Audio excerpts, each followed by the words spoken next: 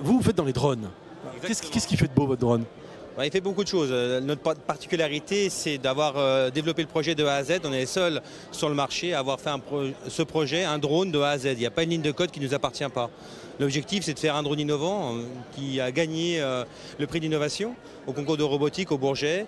C'est un drone à 3 moteurs, mobile et indépendant. Donc pour faire simple, il est auto-stabilisé, il vole un peu comme un hélicoptère et un avion mélangés.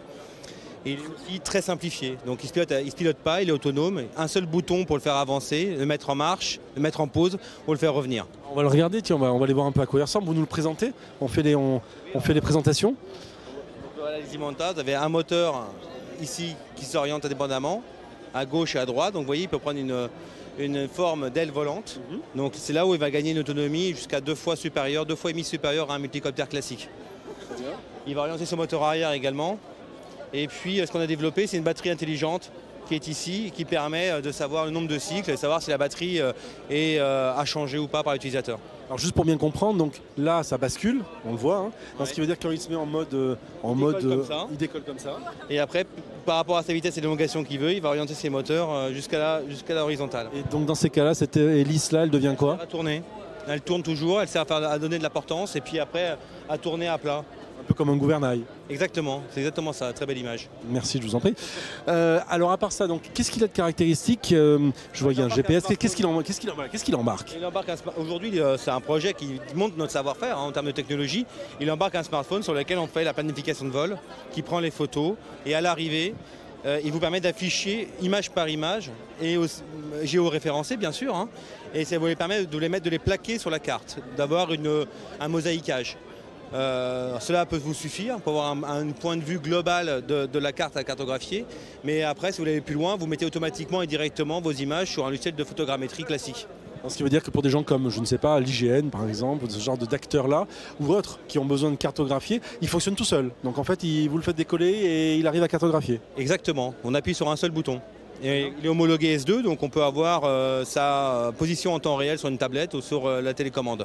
Donc là il démarre, hop il décolle, il fait la cartographie, on le voit d'ailleurs là sur votre panneau juste là, fonctionne sans internet, et donc il va faire en sorte de récupérer. En fait, vous pouvez voir les images en temps réel ou il faut attendre qu'ils reviennent? Non, c'est un choix aujourd'hui, on a fait quelque chose de très simple.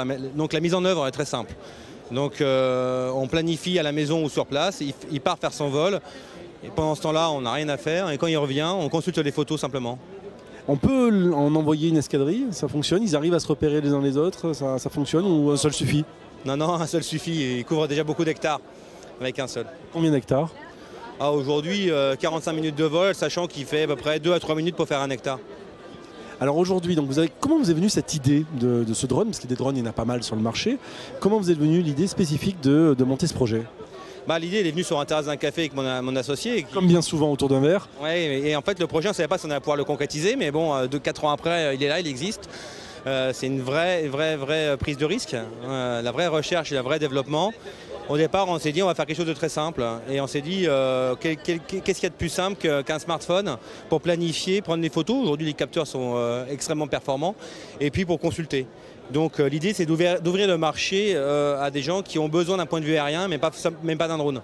Alors justement, pour finir, quel type de client vous ciblez avec ce drone? Aujourd'hui, on est les seuls à faire du 100% français, comme je le disais, donc l'armée, ça les intéresse beaucoup. Les différentes strates de l'armée, ça va les services spéciaux, la DGA, avec lesquels on travaille, mais aussi des industriels, et puis tout ce qui est géomètre expert et cartographe. Parfait, mais écoutez, on vous souhaite le meilleur pour ce futur en scène. Vous êtes là pendant les 3 jours, j'imagine? Bien évidemment.